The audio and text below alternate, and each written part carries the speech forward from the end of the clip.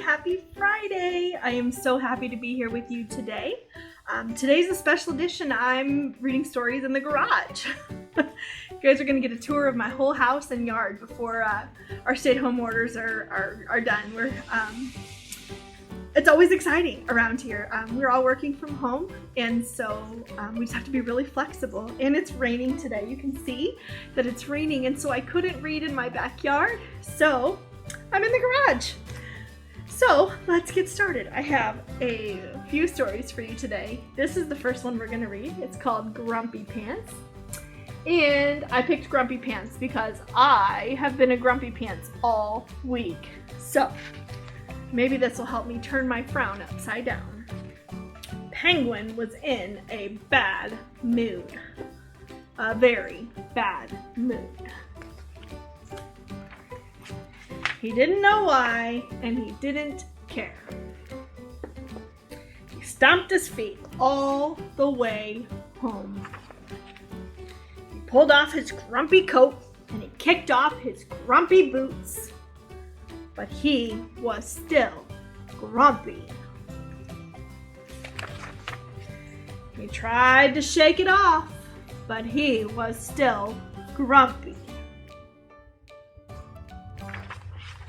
So he pulled off one grumpy sock and then the other, but he was still grumpy. So he took off his grumpy overalls. Nope, still grumpy. Finally, he took off his grumpy underpants. I'm still grumpy, you know. The penguin took a deep breath and he counted. Can you take a deep breath? 1, 2, 3. Splash! The penguin was nice and cold. He played with his duck. He hid under the water and made himself a bubble beard. I've done that in the bathtub before, have you? Little by little, he was starting to feel much better. It was time to get out of the tub. He put on his favorite pajamas and he had a steaming cup of hot cocoa. He read his favorite book, found his favorite teddy, and climbed into bed. Penguin fell asleep, and he knew that tomorrow would be a good day because all his grumpiness had been washed away. Maybe that's what I need to do. Instead of being grumpy, maybe I need to take a bath and wash away my grumpiness. All right, our next book. You may have heard this one before on StoryTime, but I don't have too many books and we've read most of them, so we're doing some repeats. It's okay. Animals Strike at the Zoo. It's true. This is a rhyming book, and you know how I like rhyming books. I hope you like rhyming books. There's an animal strike at the zoo. It's true. The headlines are telling it all. The animals quit. That's it. We're through. Say all critters from biggest to small. We're paid only peanuts, the elephants shout, and goodness, we're bigger than that. So now they won't trumpet or lumber about. They sit in the shade looking fat.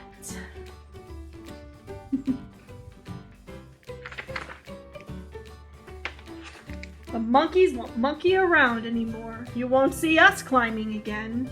They wallow like big monkey lumps on the floor. We want a nice pool in our pen.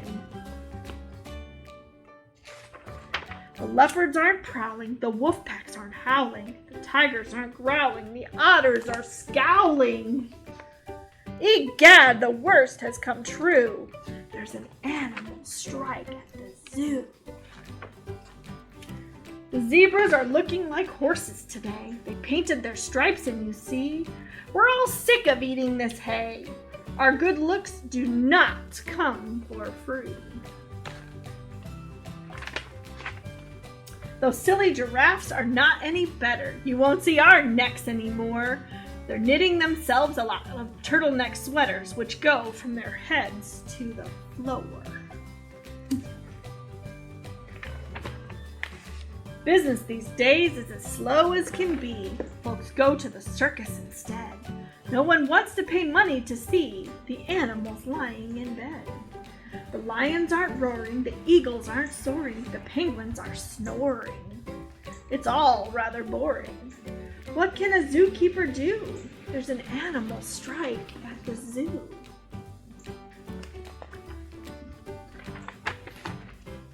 He's doing the best that he can. The elephants all got a raise. Instead of just peanuts now, they eat pecans, and he offered them 6-hour days. The monkeys were given a small kiddie pool. He's feeding the zebras sweet oats. But the monkeys complain that the water is cool, and the zebras demand root beer floats. I would like a root beer float. Then in through the gate walks little Sue. There she is. She can't believe that she's here. She's always wanted to come to the zoo. She's begged for this trip for a year. But no birdies are peeping, no lizards are creeping, no bunnies are leaping. Then poor Sue starts weeping. Her heart is broken in two by the animal strike at the zoo. Look how sad she is. As tears start to streak down her cute rosy face, the animals watch that wee child. A deep hush of sadness falls all over the place. Look how sad the animals are now too. And then they go totally wild with roaring and peeping and howling and growling, all critters from biggest to small. Start soaring and creeping and leaping and prowling. Then little Sue laughs at them all. And all of the animals find out that day that they actually like what they do. The zookeeper calls reporters to say, "Hooray! No more strike at the zoo!" But the bear at the circus won't pedal his bike. Uh-oh, he says he's on strike. That's silly. All right, this one is a really important book to be reading. It's called Achoo, Good Manners for Animals and Children. This is a really important time in our world to make sure that we have good manners, especially when we're sneezing like her. Oh my. Achoo, and this one is by Midge Kelly and Mary McClellan. This is the story of Susie Sue and the fateful day that she went Achoo! Her friends, who all knew the social graces, didn't like germs in their faces, cried, "Susie Sue, please, please, please cover your mouth if you're going to sneeze." "I'm ever so sorry," said Susie Sue. "I just didn't know that's what I should do." Well, that it raised a rumpus. She hasn't a clue. This child's got no manners. Was she born in a zoo? "It's true," said the cow. "She's horribly rude, but that doesn't mean she can't be improved. If we teach her the rules, I'm sure we can save her from a life of bad manners and ghastly behavior." Rule number 1, don't be disgusting.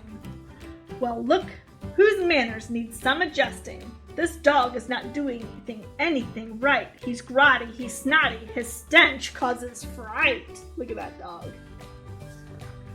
Take a bath and brush your teeth. Use a handkerchief if you've got a runny nose. Please don't wipe it on your clothes. Ew, yuck. Rule number 2, don't eat like a pig. Look at them slurping, they don't care a bit. Surely they know it's revolting and rude to wallow about like that in your food. Wash your hands before you eat. Don't stand in your dinner. Sit at your seat. Try not to burp, and whatever you do, keep your mouth shut while you chew. Rule number 3 is do not fight. Some people can't tell what's wrong and what's right. Look at those cats. They lack poise. They lack charm. They're a good social disaster, a disgrace to the farm. Say please and thank you. Always play fair. And whatever you do, share, share, share. That's it, said the cow. Those are the rules. 3 pearls of wisdom, absolute jewels. Don't stink like a dog or eat like a pig or fight like a cat. It's not clever or big. The cats and pigs were up in arms. So were their friends from other farms. They spoiled our game of tug of war. We don't like them anymore. They ruined our meal. They made us cry. I don't really smell, do I? Look what you've done, said Susie Sue. Your friends are really mad at you. You hurt their feelings. You were cruel. You broke the most important rule. The golden rule is always do what you'd like others to do. That means be kind, said Susie Sue. Remember, they've got feelings too. You told me? When you told me I smelled bad, you made me feel really sad. Oh, darn, said the sheep. We can't tell the dog he's horrible, stinky, a filthy old slob. But maybe we can give him hints like bubble bath or peppermints. If you're kind, said Susie Sue, people sometimes learn from you. You push me around, can't you see? You can't teach me manners by bullying me. Bother nation, said the horse. We can't make pigs change by using force, but if we make sure that we're polite, they'll copy us and get it right. If you're kind, says Susie Sue, people will be kind to you. You chopped our tug of war in two. We never want to speak to you. Oh dear, said the goat, we made a mistake. Though with cats, such mistakes are easy to make. But if we're sorry and make amends, maybe we can all be friends. After that, things were sweet and light. They all helped each other be polite. The pig sipped from teacups, the dog took a shower, the cat skipped around handing out flowers. And then they gave one to Susie Sue. Would you like a hanky? Oops. Yes, thank you. You'd never believe she was born in a zoo. Oh, that's funny. All right, our last book today is Giraffes Can't Dance. And this book is by Giles Andrea and Guy Parker Reese. Giraffes Can't Dance. Look at this silly picture of the monkeys on the cover. Can you see it? Isn't that so funny? Monkeys dancing.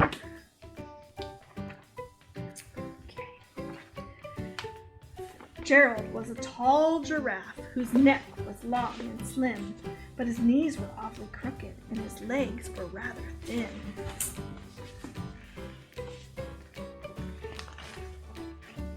He was very good at standing still and munching shoots of trees, but when he tried to run around, he buckled at his knees. I'm kind of like that too sometimes. Now, every year in Africa, they hold a jungle dance where every single animal turns up to skip and prance. And this year, when the day arrived, poor Gerald felt so sad because when it came to dancing, he was really very bad. Are you a good dancer? I bet you are. The warthogs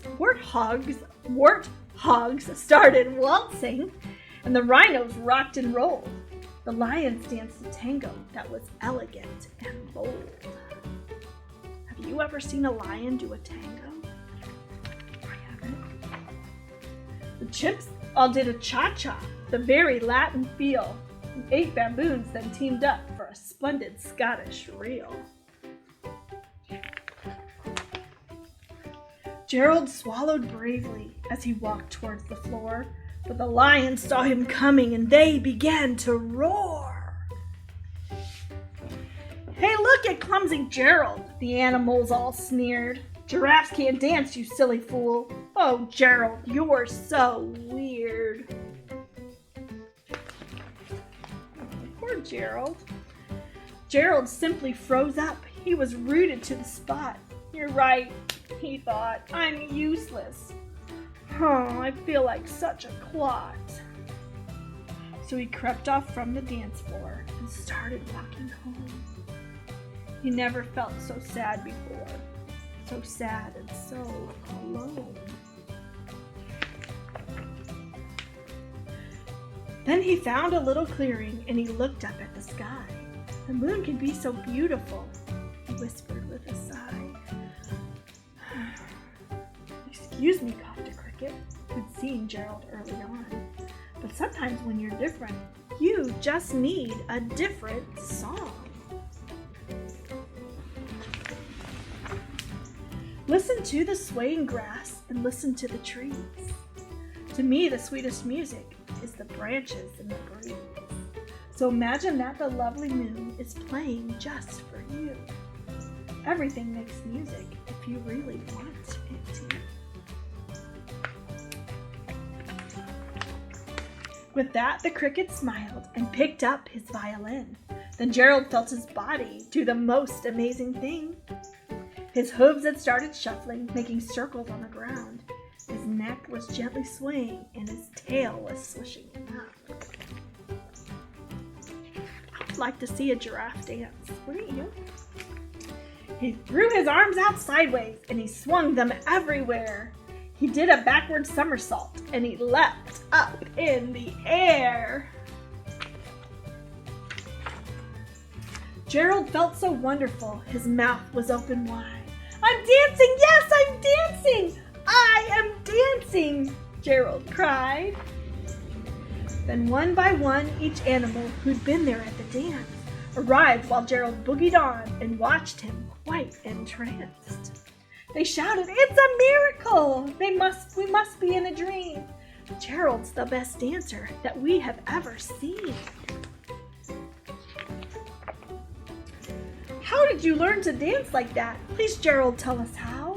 But Gerald simply twirled around and finished with a bow. Look at them all throwing flowers to Gerald. And he raised his head and looked up at the moon and stars above.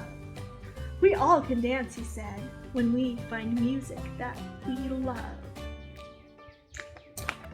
That's a good story.